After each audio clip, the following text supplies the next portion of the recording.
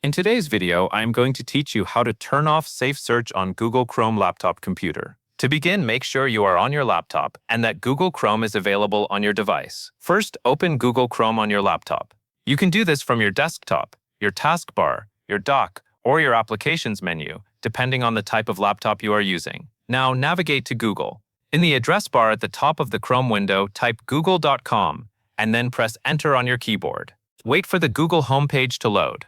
Next, look toward the bottom right corner of the Google homepage. You should see a link labeled Settings. It is usually located near the bottom edge of the page, along with other links.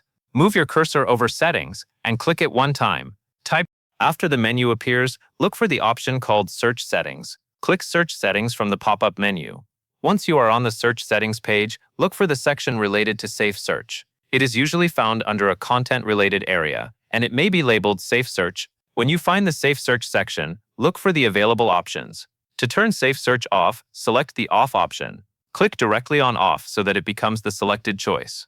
Now that Safe Search is set to off, you need to save the change. At the bottom, look for the Save button. Once you see it, click Save. Google may show a confirmation message letting you know that your preferences have been saved. That covers everything you need to know.